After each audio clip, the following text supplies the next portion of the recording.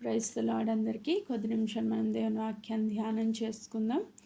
ఈ దినమునికై ఏర్పాటు చేయబడిన లేఖన భాగము కీర్తనల గ్రంథం 45వ అధ్యాయము.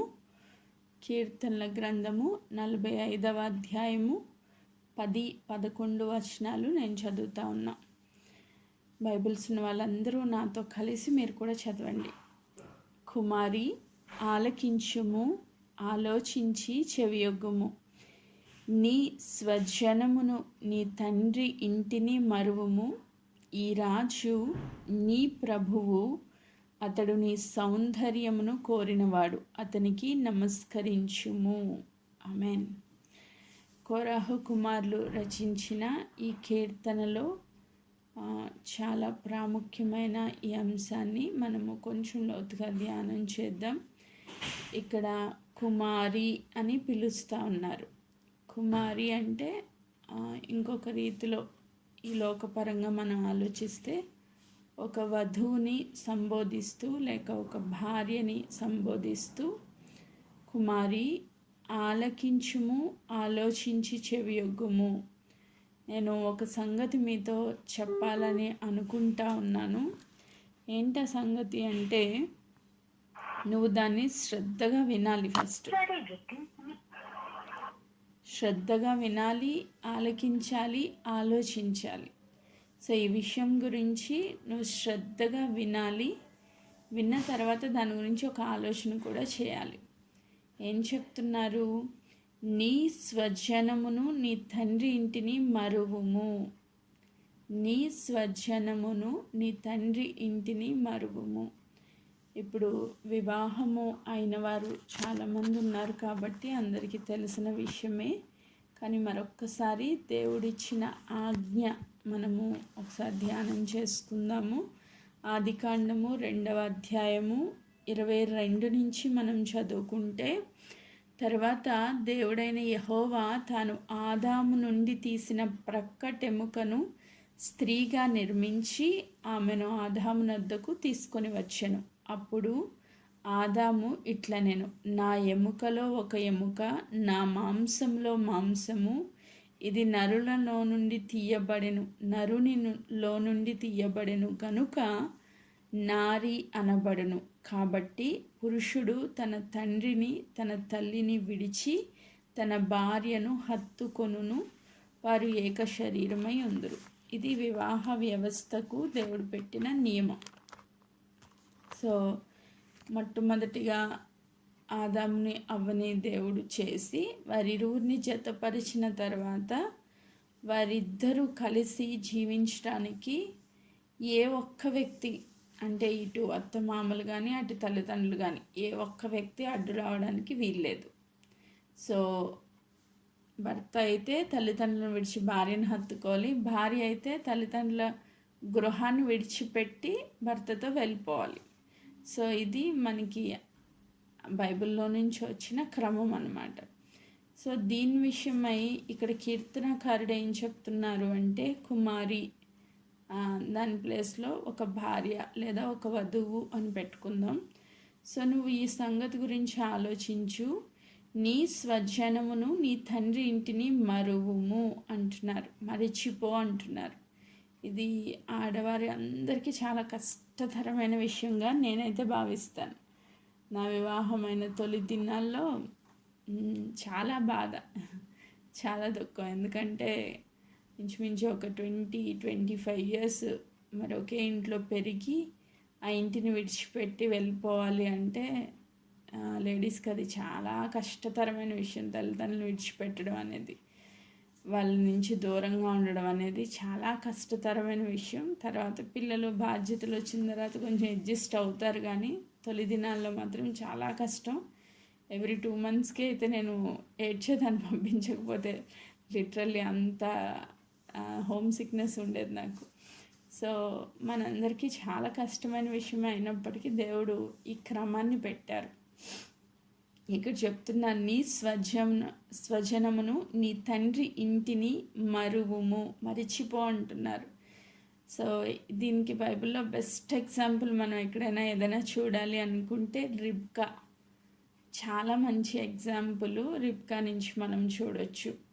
మరి దేవుడు అబ్రహాంని పిలుచుకున్నాక అబ్రహాం కుమారుడిగా ఇస్సాకును దేవుడు వాగ్దాన వారసుడిగా ఇచ్చి, మరి ఆ వాగ్దాన వారసుడిలో నుంచి దేవుని యొక్క నిబంధనలు నెరవేర్చాలి అంటే దేవుడు చేసిన నిబంధనకు గుర్తుగా ఇస్సాకు ఉన్నప్పుడు ఆ ఇస్సాకుకు భార్య కావాలి అని అబ్రహాం తలిచినప్పుడు తన పెద్ద దాసుడైన ఎలియాజరుని పిలిచి, నా స్వజనం దగ్గరికి వెళ్ళి ఒక కుమార్తెను, దేవుడు నీకు చూపించిన కుమార్తెను నా కుమారుడికి భార్యగా తీసుకుని రమ్మని చెప్పినప్పుడు ఆయన వెళ్తారు. వెళ్ళి ఆయన ఆమెను కలుసుకుని దేవుని కృప చేత ఆయన పెట్టుకున్న నియమాలన్నీ సాటిస్ఫై ఆమెను కలుసుకున్న తర్వాత వాళ్ళ ఇంటికి తీసుకుని వెళ్ళిన తర్వాత విషయాలన్నీ వాళ్ళు డిస్కస్ చేసుకున్న తర్వాత వాళ్ళు అంటారు, ఒకసారి ఆ మాట చదువుతున్నాను చూడండి. ఆదికాండము 24వ అధ్యాయము 55వ వచనాన్ని నేను చదువుతున్నా. ఆదికాండం 24:55. ఆమె సహోదరుడు ఆమె తల్లియు, ఈ చిన్నదాన్ని 10 దినములైనా మా యొద్ద ఉండనిమ్ము, ఆ తర్వాత ఆమె వెళ్ళవచ్చుననిరి.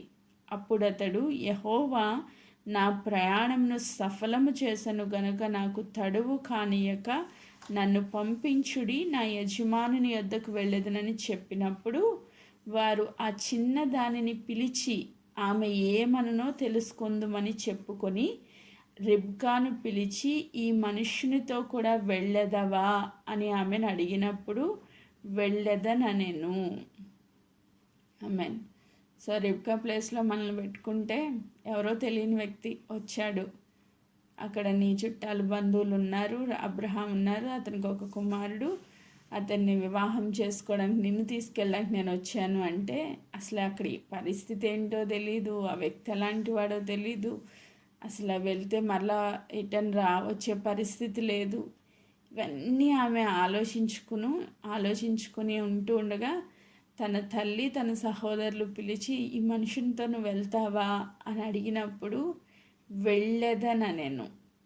ఆమె ఆ వర్డ్ చూడండి, వెళ్ళేదనెను అంటే ఆమె తన ఇష్టపూర్వకంగా అప్పగించుకోవడానికి, తన జీవితాన్ని ఆ తెలియని వ్యక్తితో ప్రారంభించడానికి, దేవుని వాగ్దానంలో స్థిరపరచబడడానికి ఇష్టపడింది కాబట్టి అంత గొప్ప పొజిషన్ దేవుడు ఆమెకి ఇచ్చారు. ఆమెన్. వాగ్దాన వారసుడికి భార్యగా ఆమె చేయబడింది. ఆమెన్.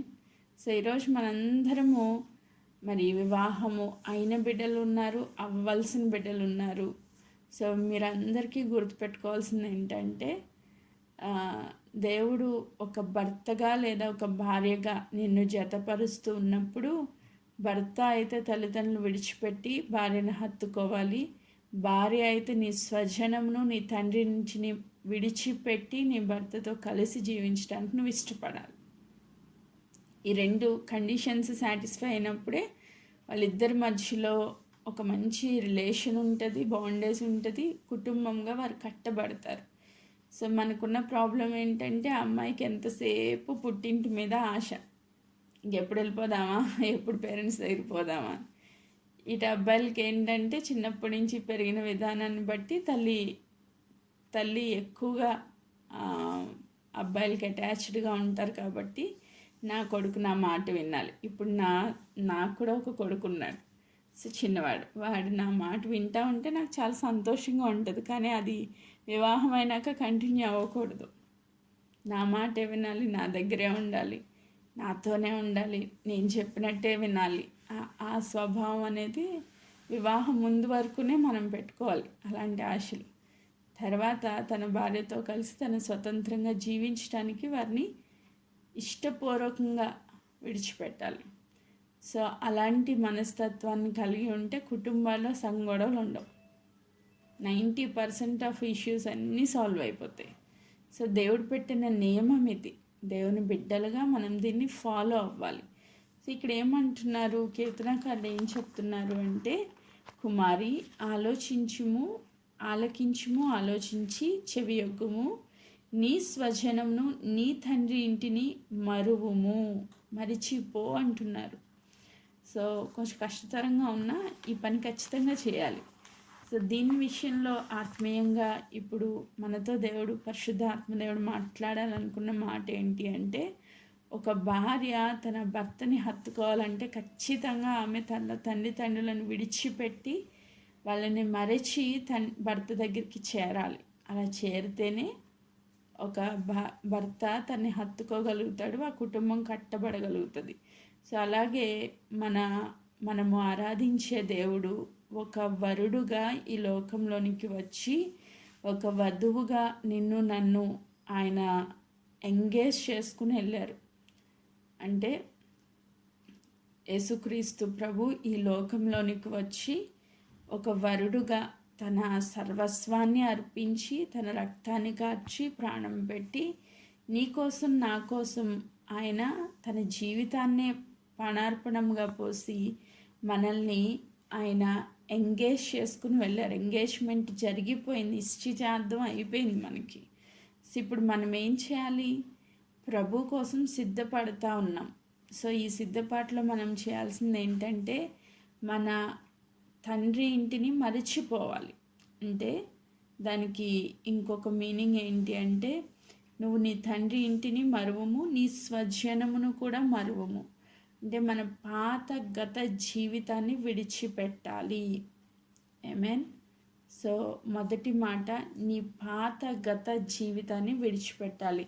దీనికి బెస్ట్ ఎగ్జాంపుల్ ఏంటంటే అబ్రహాంని దేవుడు దర్శించి ఆయన చెప్పిన మాట, నీ తండ్రి ఇంటిని నీ స్వజనమును విడిచిపెట్టి నేను నీకు చూపించే దేశానికి నువ్వు రావాలి అని చెప్పినప్పుడు, దేవుడు ఎవరో ఆయనకి తెలియకపోయినప్పటికీ దేవుని యొక్క స్వరాన్ని విని ఆయన ఒబే అయ్యి ఇష్టపడి తన తండ్రిని తన యొక్క స్వజనమును విడిచిపెట్టి రావడానికి ఆయన సిద్ధపడ్డాడు. కానీ తండ్రిని తీసుకుని వస్తాడు. తెరాహును తీసుకుని కొంత దూరం వరకు వచ్చి అక్కడ కొన్ని రోజులు వెయిట్ చేస్తారు. అక్కడ తన తండ్రి చనిపోతాడు. తర్వాత తన తమ్ముడు కుమారుడు లోతుని తీసుకుని వస్తాడు. ఆ లోతు నుంచి కూడా సెపరేట్ అయ్యేంత వరకు దేవుని యొక్క సంపూర్ణమైన చిత్తంలో అబ్రహాం రాలేకపోయాడు. వాళ్ళిద్దరిని ఎంటేసుకుని రాకపోతే ముందే దేవుడు వాగ్దానాలు నెరవేర్చబడేవేమో అని అనిపిస్తుంది నాకు. సో నిజంగా దేవుడు చెప్పిన మాటకి సంపూర్ణంగా మనం ఒబీడియన్స్ చూపించాలి. మన తండ్రి ఇంటి వారిని, మన స్వజనంను విడిచిపెట్టి ఎలా అయితే భర్త గురించి వేరే ప్లేస్కి వెళ్ళడానికి మనం ఇష్టపడుతున్నామో, అట్టి రీతిగా యేసుక్రీస్తు ప్రభువుని చేరుకోవడానికి, అంటే త్వరగా ఆయన రాబోతున్నాడు. ఒక సంఘంగా, వధువుగా ఇక్కడున్న ప్రతి ఒక్కరూ మనం సిద్ధపడుతున్నాం కాబట్టి మనం ఈ ఆ లోకంలో ఉన్న ఆశను విడిచిపెట్టాలి. లోక పద్ధతులను విడిచిపెట్టాలి. లోక ఆచారాలను విడిచిపెట్టాలి. పితృపారంపర్య వ్యర్థ ప్రవర్తనను విడిచిపెట్టాలి. ప్రభు కోసం మనం సిద్ధపరచుకోవాలి. ఆమేన్. సో ఆల్రెడీ నిశ్చితార్థమైన కుమార్తె ఎప్పుడు వివాహం అవుతుందా, నా భర్త దగ్గరికి నేను ఎప్పుడు వెళ్తానా అని ఎలా ఎదురు చూస్తుందో ఇప్పుడు మనం ఆ పొజిషన్లో ఉన్నాం అన్నమాట. మనకు ఆల్రెడీ ఎంగేజ్మెంట్ అయిపోయింది ప్రభుతో. సో ఇప్పుడు మనం ఏ పొజిషన్లో ఉన్నామంటే దేవుడు రాకడికి అతి సమీపంగా ఉన్నాం. ఆయనతో ఏడేండ్ల పెండ్లి విందులో మనము ఒక వధువుగా కనబడాలి అంటే ఖచ్చితంగా ఈ లోకమును, నీ స్వజనమును, నీ తండ్రి ఇంటిని, సమస్తాన్ని నువ్వు విడిచిపెట్టాలి. ఇన్ ద సెన్స్ పాత గత జీవితాన్ని నువ్వు విడిచిపెట్టాలి. నువ్వు నూతనమైన వ్యక్తిగా నీ భర్తకు ఎలా అయితే నువ్వు ఉంటే ఇష్టమో ఆ రీతిగా నిన్ను నువ్వు సిద్ధపరచుకోవాలి. ఆమేన్. దీనికోసం వాక్యలేఖన భాగంలో నుంచి మత్తయి సువార్త 10వ అధ్యాయము యేసుక్రీస్తు ప్రభువే మాట్లాడుతూ మత్తయి సువార్త 10వ అధ్యాయము 37వ వచనాన్ని నేను చదువుతా ఉన్నా. మత్తయి సువార్త 10వ అధ్యాయంలోనే మనము అపోస్తులు అంటే శిష్యుల్ని అపోస్తులుగా ఆయన అభిషేకించినట్లుగా, ఏర్పరిచినట్లుగా ఆయన కాలింగ్ గురించి మనం చూస్తాం. శిష్యుల గురించి అదే అధ్యాయంలో ప్రభు మాట్లాడుతూ 37వ వచనం, తండ్రినైనను తల్లినైనను నాకంటే ఎక్కువగా ప్రేమించువాడు నాకు పాత్రుడు కాడు. కుమారునైనను కుమార్తెనైనను నాకంటే ఎక్కువగా ప్రేమించువాడు నాకు పాత్రుడు కాడు. తన సిలువను ఎత్తుకొని నన్ను వెంబడింపనివాడు నాకు పాత్రుడు కాడు. తన ప్రాణంను దక్కించుకున్నవాడు దాన్ని పోగొట్టుకును, కానీ నా నిమిత్తం తన ప్రాణంను పోగొట్టుకున్నవాడు దాన్ని దక్కించుకొను. ఇక్కడ ప్రభు ఏం చెప్తున్నారు అంటే, తండ్రినైనా తల్లినైనా నాకంటే ఎక్కువగా ప్రేమించేవాడు నాకు పాత్రుడు కాడు. ఈరోజు నీకు వివాహం అయింది, నీ భర్త దగ్గరికి వెళ్ళావు, కానీ నీ ప్రేమ, నీ హృదయం అంతా ఎక్కడుందంటే నీ తల్లిదండ్రుల మీదే ఉంది. ఇంకెప్పుడు చూసినా ఏడుపు మొహం పెట్టుకుని కూర్చునే ఉన్నావు. సో ఎప్పుడు నీ భర్త వచ్చినప్పుడు నీకు సంతోషం లేదు, ఆయన దగ్గరికి వచ్చానని ఆనందం లేదు, ఆయనతో కలిసి జీవిస్తున్నాను సంతోషం లేదు. అప్పుడు ఆయనకి ఎలా ఉంటుంది? చాలా చిరాగ్గా ఉంటుంది, చాలా కోపం వస్తూ ఉంటుంది. ఇద్దరి మధ్యలో ఎప్పుడు సమాధానం ఉండదు, సంతోషం ఉండదు. ఎప్పుడు తల్లిదండ్రుల గురించి బెంగ, దిగులు, బాధ, ఏడుపు, దుఃఖము నీలో ఉంటే ఆయన నిన్ను ఇష్టపడలేడు. అలాగే ప్రభు కూడా చెప్తున్నారు, నీ తండ్రిని నీ తల్లిని కంటే ఎక్కువగా నన్ను ప్రేమించకపోతే నువ్వు నాకు పాత్రుడు కాదు. సో ప్రభు కూడా ఇదే కోరుకుంటున్నారు మన నుంచి. నువ్వు అందరికన్నా ఎక్కువగా నీ కుమారుడి కన్నా, నీ కుమార్తె కన్నా, నీ తల్లిదండ్రుల కన్నా, నీ భర్త కన్నా ఎక్కువగా ఎవరిని ప్రేమించాలని కోరుకుంటున్నారంటే ప్రభువుని ప్రేమించాలి. ఆమేన్. నీ ఫస్ట్ ప్లేస్ ఎప్పుడూ కూడా ప్రభువుకే ఇవ్వాలి. నీ మొదటి గడియ, ఈ దినంలో మొదటి గడియ దేవుడికి ఇవ్వాలి. నీ ఫస్ట్ డిస్కషన్ దేవునితో స్టార్ట్ అవ్వాలి. నీ హృదయం అంతా దేవుడితో నింపబడాలి. అనుక్షణం నీ ఆలోచన, నీ యొక్క ఆశ, నీ యొక్క జీవిత విధానంలో మొట్టమొదటి స్థానం దేవునికి మాత్రమే ఇవ్వాలి. అలాంటి వాళ్ళంటేనే దేవునికి ఇష్టం. ఈరోజు ఎంతమంది అలా ఉన్నాం? ప్రభు చెప్తున్నారు, తన సిలువను ఎత్తుకొని నన్ను వెంబడింపనివాడు నాకు పాత్రుడు కాడు. సిలువ. ఇప్పుడు తల్లిదండ్రులు విడిచిపెట్టి భర్త దగ్గరికి వచ్చేయడం అనేది అదేం పెద్ద సంతోషంగా ఉండదు. పెళ్ళైన తొలి దినాలు నాకు బాగా ఎక్స్పీరియన్స్. అదేం సంతోషంగా ఉండదు, సిలువలాగా ఉంటుంది. చాలా శ్రమ, చాలా బాధ. అప్పటి వరకు పెరిగిన విధానాలు వేరు, మన ఇష్టాలు వేరు. ఇప్పుడు పేరెంట్స్ దగ్గర ఉన్నామంటే నేను అడగకుండానే మా మమ్మీ నాకు ఇష్టమైనవన్నీ చేసి పెట్టేస్తుంది. ఎందుకంటే తనకు తెలుసు నా ఇష్టం ఏంటో. నేను అడగకుండానే నా తండ్రి నాకు కావాల్సినవన్నీ కొని తెచ్చేస్తూ ఉంటారు. నా ఇష్టాలు ఏంటో నా పేరెంట్స్కి తెలుసు. కానీ ఇప్పుడు కొత్తగా భర్త దగ్గరికి వచ్చాం, వాళ్ళకి ఏమీ తెలియదు. మనం నోరు తెరిచి అడగలేము, వాళ్ళకి అర్థం కాదు. ఎంత బాధ ఉంటుందంటే అన్ని విషయాల్లో చంపుకోవాలన్నమాట. సెల్ఫ్ని చంపుకోవాలి. ఏదో చేయాలని అనిపిస్తుంది, కానీ అది వాళ్ళకి నచ్చదు కాబట్టి వదిలేసుకోవాలి మనం. అదేంటి? బాధే కదా, శ్రమే కదా, సిలువే కదా, కష్టమే కదా. సో మన ఇంట్లో నడిచినట్టు అత్తగారింట్లో నడవదు. అది చాలా బాధ, చాలా దుఃఖం. సో అందుకే ప్రభు అంటున్నారు, తన సిలువను ఎత్తుకొని నన్ను వెంబడింపనివాడు నాకు పాత్రుడు కాడు. నువ్వు సిలువ ఎత్తుకుంటే తప్ప నీ అత్తగారింట్లో సంతోషంగా ఉండలేవు. నువ్వు సిలువ ఎత్తుకుంటే తప్ప నీ ప్రభుకి నువ్వు పాత్రుడుగా ఉండలేవు. ఎస్, అన్నీ విడిచిపెట్టాలంటే చాలా బాధ. సాక్రిఫైస్ చేయాలి, త్యాగం చేయాలి. ప్రభు కోసం నీ ఇష్టాలన్నీ త్యాగం చేయాలి. నేను ఇంచుమించు ఒక 15 years అనుకుంటా, నాకు బయట ప్రపంచం ఏం తెలీదు. మా ఇల్లు, మా మమ్మీ వాళ్ళ ఇల్లు, అంతే. ఈ 2 ఇల్లులు తప్ప పెద్ద బయట ప్రపంచం ఏమీ తెలీదు. ఎన్నో సాక్రిఫైస్లు చేసాం. సో చేయాలి, త్యాగంతో కూడిన ప్రేమను కలిగి ఉండాలి. ఆమేన్. నీ భర్తకి ఏది ఇష్టమైతే అదే నీకు ఇష్టం అవ్వాలి. చాలా కష్టంగా ఉంటుంది ఆ విషయంలో. ఎస్, నీకేమో బయటికి వెళ్ళి తిరగాలనిపిస్తుంది, నీ భర్తకి ఇష్టం లేదు, కూర్చోవాలి నోరు మూసుకుని ఇంట్లో. అది నీకు కష్టంగా ఉంటుంది. ఎస్, కష్టమే, సిలువే, ఎత్తుకోవాలి మరి దాన్ని. నీకేమో ఏదో తినాలనిపిస్తుంది, నీ భర్తకి అది నచ్చదు, వదిలేసుకోవాలి. సాక్రిఫైస్ చేయాలి. త్యాగంతో కూడిన ప్రేమను మనం చూపించాలి. ఆమేన్. అది చాలా కష్టంగా అనిపిస్తుంది, కానీ దాన్ని నువ్వు ఇష్టపడి చేయాలి. అదే సిలువ.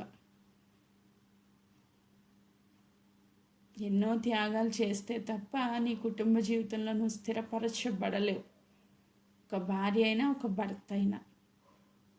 భార్యకి ఏదైతే ఇష్టమో గ్రహించి దాని రీతిగా తను మార్చుకుంటే నిజంగా భర్త త్యాగం ఇంకా గొప్పగా ఉండాలి. ఎందుకంటే యేసుక్రీస్తు ప్రభు తన పొజిషన్ వదిలేశారు, తన మహిమను వదిలేశారు, తన ఆరాధనను వదిలేశారు. అన్నీ వదిలిపెట్టేసి తన భార్య కోసం ఆయన దిగొచ్చాడు. తను తగ్గించుకున్నాడు, విధేయత చూపించాడు. ఈ వధువు యొక్క పాప భారం అంతా ఆయన మీద వేసుకున్నాడు. మరి భర్తకి ఇంకెంత రెస్పాన్సిబిలిటీ ఉండాలి? అందుకే అంటారు కదా, క్రీస్తు తన సంఘాన్ని ప్రేమించినట్లుగా భర్త తన భార్యను ప్రేమించాలంటే ఇది ఇంకా కష్టమైన విషయం. నిజంగా భర్తలు అన్న వాళ్ళకి జ్ఞానం ఉండి ఈ మాట అర్థమైతే భార్యలందరూ చాలా సంతోషిస్తారు. వారి కుటుంబం చాలా అద్భుతమైన పరలోకపు సంతోషాన్ని అనుభవిస్తుంది. సో ప్రేమ చూపించడం, త్యాగపూరితమైన ప్రేమ చూపించడం భర్త పని. త్యాగపూరితమైన తల్లిదండ్రులు విడిచిపెట్టి సిలువను ఎత్తుకొని భర్తతో వెంబడించడం భార్య పని. ఈ రెండు కనుక పర్ఫెక్ట్గా జరిగితే ఖచ్చితంగా వారి కుటుంబం పరలోకపు సంతోషాన్ని అనుభవిస్తుంది. ఆమేన్, ప్రైజ్ గాడ్. ఇక్కడ ప్రభు చెప్తున్నారు, నీ సిలువను ఎత్తుకుని నన్ను వెంబడిస్తే కానీ నువ్వు నాకు పాత్రుడవు కాదు అని. ఇంకొక మాట చదువుతున్నాను, లూకాసు వార్త 14వ అధ్యాయము. లూకాసు వార్త 14వ అధ్యాయము 25వ వచనాన్ని నేను చదువుతా ఉన్నా. 25. బహుజన సమూహములు ఆయనతో కూడా వెళ్ళుచున్నప్పుడు ఆయన వారి తట్టు తిరిగి, ఎవడైనను నా యొద్దకు వచ్చి తన తండ్రిని, తల్లిని, భార్యను, పిల్లలను, అన్నదమ్ములను, అక్క చెల్లెళ్ళను, తన ప్రాణమును సహా ద్వేషించకుంటే వాడు నా శిష్యుడు కానేరడు. ఇంకొంచెం యాడ్ చేసుకుని, తన ప్రాణమును సహితం ద్వేషించకుంటే. సో ఈ లోకంలో అన్నింటినీ విడిచిపెట్టిన నీ ప్రాణాన్ని నువ్వు ద్వేషించడం అనేది చేయవు. 99% జనాలు ఎక్కడ ఫెయిల్ అవుతారంటే ఈ విషయంలో ఫెయిల్ అయిపోతారు. సో నీ తల్లిదండ్రులు విడిచిపెట్టావు, నీ భర్తని, నీ పిల్లల్ని, నీ అక్క చెల్లెల్ని, ఫ్రెండ్స్ అందరికన్నా ఎక్కువగా ప్రభుని నువ్వు ప్రేమిస్తున్నావు. కానీ నీకంటే ఎక్కువగా నువ్వు ప్రభుని ప్రేమిస్తున్నావా? నిజంగా ఇది కూడా చాలా గొప్ప త్యాగపూరితమైన ప్రేమ అని చెప్పాలి. ప్రభు తనకంటే ఎక్కువగా నిన్ను ప్రేమించారు కాబట్టి ఆయన ఈ లోకంలోనికి ఆయన అన్నీ విడిచిపెట్టి వచ్చారు. తనకంటే ఎక్కువగా నిన్ను ప్రేమించారు. తండ్రి తన కుమారుని కంటే అధికంగా నన్ను ప్రేమించారు కాబట్టి తన ప్రియ కుమారుని ఈ లోకానికి గిఫ్ట్గా ఇచ్చేశారు ఆయన. సో ఈరోజు నీకంటే ఎక్కువగా నువ్వు ప్రభుని ప్రేమించాలి. నీకంటే ఎక్కువగా అంటే నీ నిద్రను త్యాగం చేయాలి, నీ శక్తిని త్యాగం చేయాలి, నీ జ్ఞానమును ఆయన కొరకు వాడాలి, నీ అందము, నీ సౌందర్యం ఆయనకి సమర్పించుకోవాలి. నీకు అన్నింటికన్నా ముఖ్యంగా, నీకంటే నీకు ముఖ్యంగా ప్రభు ఉండాలి. ఆమేన్. ఇప్పుడు రిబ్కా తను తాను ప్రేమించుకొని, అయ్యో నాకు కంఫర్ట్ ఉండాలి, నా తల్లిదండ్రుల దగ్గర ఉంటేనే నేను ఇంకా సంతోషంగా ఉంటాయి, ఎవరు తెలియని వ్యక్తి కూడా వెళ్ళిపోతే పరిస్థితులు ఎలా ఉంటాయో, అక్కడ సౌకర్యాలు ఉన్నాయో లేదో ఇవన్నీ ఆలోచించుకోలేదు. తాను సమర్పించేసుకుంది అంతే. ఇక మళ్ళీ ఎప్పుడు తన తల్లిదండ్రులు కలిసినట్టు కానీ వెనక్కి వెళ్ళినట్టు కానీ మనం ఎక్కడ చూడం. ఆమె ఏ పొజిషన్కి వచ్చేస్తుంది అంటే శారా పొజిషన్కి వచ్చేస్తుంది. ఆమె తన భార్య ద్వారా తన తల్లి లేని బాధ నుంచి నివారణ పొందారంటే ఇస్సాకు. ఆమేన్. సో ఒక తల్లి పొజిషన్కి వచ్చింది ఆమె. ఈరోజు నిన్ను నువ్వు త్యాగం చేసుకుంటే తప్ప నీ కుటుంబం కట్టబడదు. నిన్ను నువ్వు త్యాగం చేసుకుంటే తప్ప నీ పరలోకపు రాజుని నీ యందు సంతోషించలేడు. అంటే ప్రభువుని నీ యందు సంతోషించలేరు. ఈరోజు ఈ సెకండ్ పొజిషన్లోనికి మనం వస్తే నిజంగా దేవుడు నిన్ను బట్టి చాలా సంతోషిస్తారు. ఇది మొట్టమొదటిగా వధువుకి ఉండవలసిన క్వాలిటీ. ఆమేన్. సో రెండవ మాట, మొదటి మాట ఏం చెప్తున్నారు ప్రభు? నీ తల్లిదండ్రుల కంటే, నీ అన్నదమ్ముల కంటే, నీ అక్క చెల్లెళ్ళ కంటే, నీ బంధుమిత్రుల కంటే, నీకంటే కూడా అధికంగా నువ్వు ప్రభుని ప్రేమిస్తే ఆయనకు నువ్వు శిష్యుడిగా మార్చబడతావు. ఒకవేళ ప్రేమించకపోతే నువ్వు శిష్యుడు కానేరవు అని ఇక్కడ వాక్యం సెలవిస్తూ ఉంది. సిలువనెత్తుకొని వెంబడించాలి. మరలా ఆ మాట కూడా ఇక్కడ రాస్తూ 27వ వచనంలో, మరియు ఎవడైనా తన సిలువను మోసుకొని నన్ను వెంబడింపని ఎడల వాడు నా శిష్యుడు కానేరడు. అంటే సిలువ ఎత్తుకుంటే నువ్వు శిష్యునిగా మార్చబడతావు అని అర్థం, రైట్? ఇంకొక మాట చదువుతాను చూడండి. హెబ్రీలకు రాసిన పత్రిక, హెబ్రీ పత్రిక 11వ అధ్యాయము 8వ వచనం, 11:8. అబ్రహాం పిలువబడినప్పుడు విశ్వాసమును బట్టి ఆ పిలుపునకు లోబడి తాను స్వాస్థ్యముగా పొందనయున్న ప్రదేశమునకు బయలువెళ్ళాను, మరియు ఎక్కడికి వెళ్ళవలనో అది ఎరుగకనే బయలువెళ్ళాను. విశ్వాసమును బట్టి అతనితో ఆ వాగ్దానమునకు సమవారసులైన ఇస్సాకు, యాకోబు అనువారు గుడారములలో నివసించుచు అన్యుల దేశంలో ఉన్నట్లుగా వాగ్దాత దేశంలో పరవాసులైరి. ఎలైనగా దేవుడు దేనికి శిల్పియు నిర్మాణకుడై ఉన్నాడో పునాదులు గల ఆ పట్టణం కొరకు అబ్రహాము ఎదురు చూచుచుండెను. దేనికోసం ఎదురు చూస్తే అబ్రహాము నడుచుకున్నాడంటే పునాదులు కలిగిన పట్టణం కోసం ఎదురు చూశాడంట. ఆయన ఎక్కడికి వెళ్తున్నాడో తెలీదు, తర్వాత లైఫ్ ఎలా, భవిష్యత్తు ఎలా ఉంటుందో తెలియదు, ఏమీ తెలీదు, జీరో నాలెడ్జ్. ఆ జీరో నాలెడ్జ్తోనే ఆయన ప్రభుని వెంబడించుకుంటా వెళ్ళిపోయాడు. అండ్ ఈరోజు నువ్వు పరలోకం వెళ్ళి చూసొచ్చావమ్మా, నిజంగా ఉందా అని నిన్ను ఎవరైనా అడిగితే నిజంగా మనం ఎవరైనా చూడలేదు. అబ్రహాం ఎలా అయితే విశ్వాసంతో నడిచాడో మనం కూడా అలాగే నడుస్తున్నాం. ఈరోజు ప్రభు వచ్చారని మనకి రుజువులు ఉన్నాయి, కానీ పరలోకం ఉందని రుజువు చూపించగలవా నువ్వంటే మనం చూపించలేం. కానీ ప్రభు వచ్చి వెళ్ళారు కనుక, ఆయన మరలా వస్తానని వాగ్దానం చేశారు కనుక ఖచ్చితంగా వాగ్దానాన్ని ఆయన నెరవేరుస్తాడు. ఆయన మాట ఇచ్చి తప్పే దేవుడు కాదు. మన కోసం పరలోక రాజ్యం సిద్ధపడుతుందని విశ్వాసంతో శుభ నిరీక్షణ కలిగి ప్రభువును మనం వెంబడించాలి. ఆమేన్. సో ఈ లోకంలో అబ్రహాము వాగ్దానాన్ని పట్టుకుని విశ్వాసంతో ఎలా నడిచాడో పరలోకం వరకు ఆ వాగ్దానాన్ని పట్టుకుని మనం కూడా అలా నడవాలి. ఆమేన్.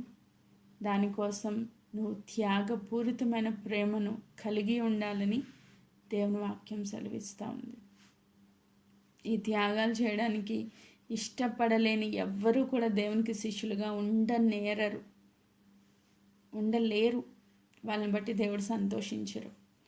సో నువ్వు త్యాగం చేస్తే నీ జీవితాన్ని, నీ తల్లిదండ్రుల సమస్తాన్ని, ఆశలను.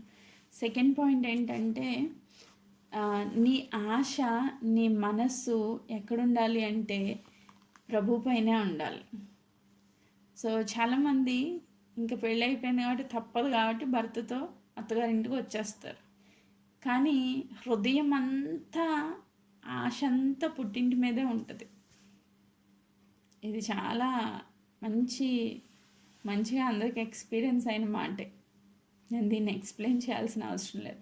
ఫిజికల్గా మనం అత్తగారింట్లో ఉన్న హృదయము, ఆశ, మనస్సు అంతా పుట్టింటి మీద పెట్టుకున్న వాళ్ళు చాలామంది ఉంటారు.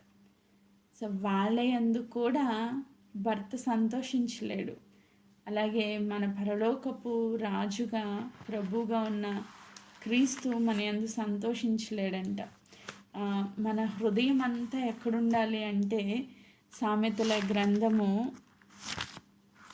సొలొమోను భక్తుడు రాస్తూ నీ హృదయం ఎక్కడుండాలి అని ఆయన చెప్తున్నారు. అంటే సామెతల గ్రంథము 23వ అధ్యాయము 26వ వచనాన్ని నేను చదువుతున్నా. 23వ అధ్యాయము 26వ వచనం. నా కుమారుడా, నీ హృదయము నాకిమ్ము, నా మార్గంలో నీ కన్నులకు ఇంపుగా ఉండనిమ్ము. ఆమేన్. సో ఇక్కడ ఏం చెప్తున్నారంటే, నా కుమారుడా నీ హృదయాన్ని నాకివ్వు అంటున్నారు ప్రభు. మన హృదయం ఎవరికి ఇవ్వాలి? హృదయము అంటే మన ఆలోచన, మన ఆశ, మన మనస్సు దేని మీద నిలుపుకోవాలంటే ప్రభు పైన నిలుపుకోవాలి. అలాగే ఇంకొక మాట చెప్తున్నారు, నా మార్గంలో నీ కన్నులకు ఇంపుగా ఉండనిమ్ము. మనసు ఒక చోట, మనం ఒక చోట అన్నట్లుగా ఉండకూడదు. నువ్వు ప్రభువుని ప్రేమిస్తున్నావు, ప్రభువుని సేవిస్తున్నావు అంటే నీ మనస్సు, నీ ఆశ, నీ యొక్క కోరిక సమస్తము ప్రభు పైనే ఉండాలి. ఈ రీతిగా కనుక నువ్వు ప్రభువుని వెంబడిస్తూ ఉంటే, ఒకవేళ కుటుంబాల్లో మనం పెళ్ళిళ్ళు అయిన తర్వాత వచ్చి నీ మనసులో నీ తల్లిదండ్రులు పెట్టుకుని నీ భర్తతో నువ్వు కలిసి ఉంటే ఒకవేళ ఆయన గ్రహించలేకపోవచ్చు. ఎందుకంటే మనసులో ఏం జరుగుతుందో ఎవరికి తెలియదు, ఆ వ్యక్తికి తప్ప ఎవరికి తెలియదు. కానీ ఇక్కడ ప్రాబ్లం ఏంటంటే నీ మనసులో ఏముందో తేటగా స్పష్టంగా చూసే ప్రభు దగ్గర మనం ఉన్నాం. ఒకవేళ భర్తకు అర్థం కాకపోవచ్చు, కానీ మనం పరమ భర్తగా ఉన్న ప్రభుకి సమస్తము తేటగా స్పష్టంగా కనిపిస్తుందంట. అందుకే ఇర్మియా భక్తుడు అంటాడు కదా, హృదయము చాలా ఘోరమైన వ్యాధి కలది, దాన్ని గ్రహించగలవాడెవడు? బయటోడు ఎవడు గ్రహించలేకపోవచ్చు నీ హృదయం ఎలా ఉందో, కానీ ప్రభు మాత్రం తేటగా చూస్తున్నారు. నీ హృదయ స్థితి అంతా తెలుసు. నువ్వు ఏ రీతిగా నీ జీవితాన్ని కొనసాగిస్తున్నావు, నీ హృదయం దేని మీద ఉంది. కొంతమందికి హృదయం అంతా, ఆశ అంతా ఎక్కడ ఉంటుందంటే బంగారం మీద ఉంటుంది లేడీస్ అయితే. కొంతమందికి డబ్బు సంపాదించడమే ఒక గోల్, ఒక ముఖ్యమైన ఆశ మగవారికి. కొంతమందికి ఆస్తులు సంపాదించడమే గోల్, అదే ఆశ. ఇంకా తెల్లారి లెగిసిన కానించి వాళ్ళ ఉరుకులు పరుగులు అంతా డబ్బు చుట్టూనే తిరుగుతూ ఉంటుంది. ఏం చేయాలి, ఎలా చేయాలి? కొంతమందికి షాపింగ్లు చేయడమే ఆశ, ఇంకా షాపుల చుట్టూ తిరుగుతూనే ఉంటారు. రకరకాల ఆశలు ఉంటాయి. కొంతమందికి తల్లింటికి వెళ్ళిపోవడమే ఆశ, ఎప్పుడు పంపించేస్తాడా అని చూస్తూ ఉంటారు. సో రకరకాలు, ఒక్కొక్కరికి ఒక్కొక్క ఆశ ఉంటుంది. కానీ ప్రభువుని నమ్ముకున్న నీకు నాకు ఒకే ఒక ఆశ, నా ప్రభువుని చేరుకోవాలి, నా హృదయం అంతా ప్రభుతో నింపుకోవాలి, ఆయన చెప్పిన మార్గంలో నేను నడవాలి, పరలోకానికి చేరుకోవాలి. ఆమేన్.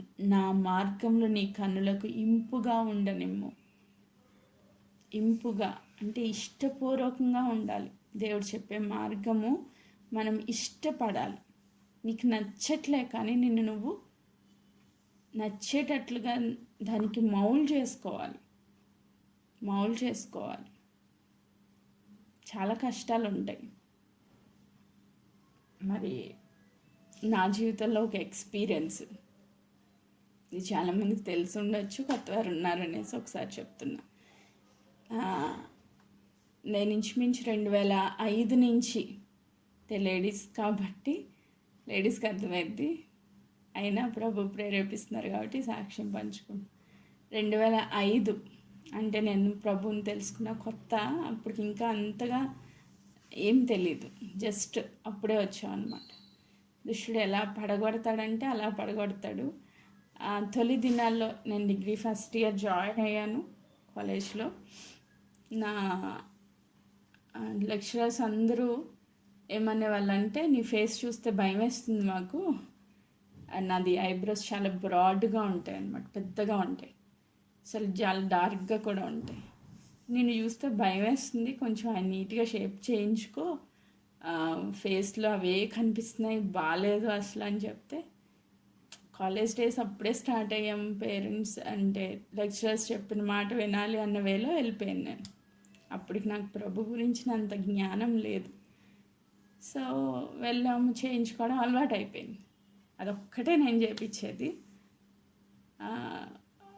అలా చేయించి ఎన్ని సంవత్సరాలు అంటే ఇంచుమించుగా 15 సంవత్సరాలు అలవాటు అయిపోయింది ఆ ఫేస్ నాకు. అలా నేను ఈవెన్ పార్లర్ దగ్గరికి వెళ్ళి ఐబ్రోస్ చేయించిన కొద్ది నిమిషాల్లో కూడా నేను ఎవరో ఒకరికి సువార్త చెప్పేదాన్ని. అలా కూడా నాకు అది యూజ్ అవుతుంది కదా అనుకున్నాను. కానీ ఒకరోజు బలంగా ఒక దైవజనుడు మాట్లాడుతూ ఉన్నారు, నిన్ను దేవుడు డిజైన్ చేసినప్పుడు నీకు ఈ రూపం ఇవ్వాలి అని దేవుడు కోరుకుంటే ఆ రూపం నీకు నచ్చట్లేదా అని ఆయన ఒక క్వశ్చన్ అడిగారు. నాకు చాలా బాధ అనిపించింది. అవును కదా, నిజమే, దేవుడు నాకు ఇలా ఇవ్వాలి అని డిసైడ్ చేసుకుని ఆయన హృదయంలో ఉన్న ఆలోచన ప్రకారం ఆయన నన్ను నిర్మించారు. నేను దాన్ని ఎందుకు ఇట్లా చేసుకోవాలి, అది కరెక్ట్ కాదు కదా అని దైవజనుడు చెప్తా ఉన్నప్పుడు నా హృదయం చాలా బలంగా తాకబడింది. కానీ 15 సంవత్సరాలు అలవాటు అయిపోయింది. దాన్ని మానడం అంటే అమ్మో మళ్ళీ నా ఫేస్ నేను చూసుకోగలనా అని భయం వేసింది. మీరు చెప్తే నమ్మరు, ఒక 15 days నేను నిద్రపోలేదు ఈ ఆలోచనతో. చాలా కష్టంగా అనిపించింది మానేయడం. కానీ ప్రభు చెప్తున్నారు, మానే, నా కోసం నువ్వు సమర్పణ కలిగి జీవించాలి, మానేసే అంటున్నారు. అది నాకు ఇష్టం లేదు. ఒక పక్కన శరీరం, ఒక పక్కన ఆత్మ, రెండాటికి పోరాటం. 15 సంవత్సరాలుగా ఒక ఒక విధానం అలవాటు అయిపోయింది. నా ఫేస్ నేను అట్లా చూసుకోవడం అలవాటు అయిపోయింది. ఇప్పుడు దాన్ని ఆపేయమంటున్నారు ప్రభు. ఎలానైనా కష్టం, నా మొహం నేనే చూసుకోలేను, జనాలకి ఎలా చూపిస్తాను అని అనుకునేదాన్ని. కానీ ప్రభు మాటకు లోబడాలి కాబట్టి కష్టంగానే ఇష్టపడి దాన్ని విడిచిపెట్టాను. ఇంచుమించు 2020 నుంచి నేను ఇంకా పార్లర్ జోలికి వెళ్ళలేదు, అసలు ఐబ్రోస్ ఎప్పుడు చేయించలేదు. ఇది 5 సంవత్సరాలు. ఈ 5 సంవత్సరాల్లో దేవుని చిత్తానికి లోబడ్డాననే సంపూర్ణ సంతోషంతో ఇంకా నా ఫేస్ని నేను పట్టించుకోవడం ఎప్పుడూ మానేశాను. ఆ ఫేస్లో దేవుని కళ ఉన్నది అనేసి అందరూ చెప్తా ఉంటే నాకే నవ్వు వస్తుంది. ఎస్, దేవుని యొక్క వెలుగు ఉండాలి తప్ప మనము ఏదో మేకప్ వేసుకుంటే రాదు. అది ఆ కళ, ఆ వెలుగు దేవుడు ఇవ్వాలి. ఏమేన్. ఇప్పుడు నేను దేవునికి ఇష్టపూర్వకంగా ఉన్నాను, ఆ సంతోషం అయితే నాలో ఉంది. సో అంటే నా ఆశ, నా యొక్క కోరికలు ప్రభు కోసం చంపుకోవడంలో కష్టంగా అనిపించిన తొలి దినాల్లో, తర్వాత ఇష్టంగా అనిపించింది. ఎందుకంటే నేను దేవునికి ఇష్టపూర్వకంగా ఆయన నిర్మించుకున్న, ఆయన ఇచ్చిన షేప్లో ఉన్నాను అనే ఆ సంతోషం మాత్రం హృదయం అంతా ఎంతో, అవును, నా పరలోకపు భర్తకి భార్యగా ఆయనకి ఇష్టమైన రీతిగా నేను కనబడాలి, ఆయనకి నచ్చినట్లుగా నేను ఉండాలి. ఇలా చాలా త్యాగాలు చేయడం జరిగింది. ఇది జస్ట్ ఒక చిన్న ఎగ్జాంపుల్. ఏమేన్. అవును, దేవుడు మనల్ని ఇష్టపడి ఒక రూపాన్ని ఇచ్చారు. దాన్ని ఎప్పుడు మనం ద్వేషించకూడదు. కొంతమంది నేను పొట్టిగా ఉన్నానని బాధపడతారు, కొంతమంది నేను కలర్ తక్కువ ఉన్నానని బాధ. దేవుడు నిన్ను అలా చేసుకోవడానికి ఇష్టపడ్డారు కాబట్టి ఆయన ఇచ్చిన రూపము, ఆయన ఇచ్చిన అందం, ఆయన ఇచ్చిన ప్రతిదీ మనము ఇష్టపూర్వకంగా, హృదయపూర్వకంగా థ్యాంక్స్ చెప్పుకోవాలి. కానీ ఇది బాగాలేదు, అది బాగాలేదు, అలా లేను, ఇలా లేను అని ఏడ్చే వ్యక్తులుగా ఉండకూడదు. ఇంకా ఏవేవో ఈ లోకపరంగా మనం దాన్ని తెచ్చుకొని పెట్టుకుంటే దేవునికి నచ్చదు, ఆయనకి ఇష్టం ఉండదు అని దేవుడు నాతో మాట్లాడారు. ఇది నా పర్సనల్ ఎక్స్పీరియన్స్. సో ఆయన చెప్పినట్లుగా నేను మార్చుకోవడానికి దేవుడు కృపనిచ్చారు. ఈరోజు నేను ఏం మాట్లాడదాం అనుకుంటున్నా అంటే, మొట్టమొదటిగా నీకంటే ఎక్కువగా ప్రభువుని ప్రేమించాలి, నీ భర్తను ప్రేమించాలి. రెండవది, నీ ఆశ, నీ హృదయం అంతా, నీ మనస్సంతా ప్రభుతో నింపుకోవాలి. And last and final third point, ఒకవేళ నువ్వు ఇలా కనుక నువ్వు మార్చుకోవడానికి ఇష్టపడితే, కీర్తనల గ్రంథము మనము చదువుకున్న వాక్య భాగం 45వ అధ్యాయము 10-11 మరొకసారి చదువుతున్నాను. కుమారి, ఆలకించుము, ఆలోచించి చెవియొగ్గుము. నీ స్వజనమును, నీ తండ్రి ఇంటిని మరువము. నీ రాజు, నీ ప్రభువు, అతడు నీ సౌందర్యంను కోరినవాడు, అతనికి నమస్కరించుము. ఒకవేళ నువ్వు ఈ 2 త్యాగాలు చేయగలిగితే, ఒకటి నీ గత జీవితాన్ని విడిచిపెట్టగలిగితే, 2 నీ హృదయాన్ని ప్రభుకి ఇవ్వగలిగితే, ఆయన ఏం చేస్తున్నారంట, ఈ రాజు, నీ ప్రభువు, అతడు నీ సౌందర్యమును కోరినవాడు. నీ సౌందర్యాన్ని ఆయన కోరుకుంటున్నారంట. ఆమెన్.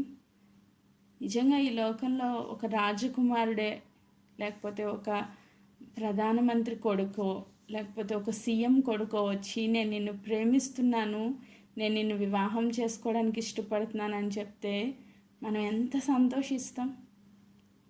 కొన్ని కోట్ల మందిలో నిన్నే సెలెక్ట్ చేసుకున్నారంటే, నిన్ను ఒక సౌందర్యవంతురాలుగా ఆయన చూస్తున్నాడు అంటే, ఈ లోకపరంగా ఒక ఘనమైన వ్యక్తి వచ్చి నేను పెళ్లి చేసుకుంటా అంటేనే ఫుల్ హ్యాపీ ఫీల్ అయిపోతాం మనం. ఇంకా నా భవిష్యత్తు ఏంటి అని ఊహల్లో తేలిపోతూ ఉంటాం. ఎంతో సంతోషంగా ఉంటుంది. అలాంటిది పరలోకపు రాజు, నీ ప్రభువు, నీ దగ్గరికి వచ్చి నీ సౌందర్యాన్ని కోరుకుంటున్నారంట. నిన్ను ఇష్టపడుతున్నారు. అసలు ఆ మాట వింటేనే మనం ఎగిరి గంతేయాలి. ఆమేన్. నన్ను ఆయన కోరుకోవడానికి నాలో ఏముంది?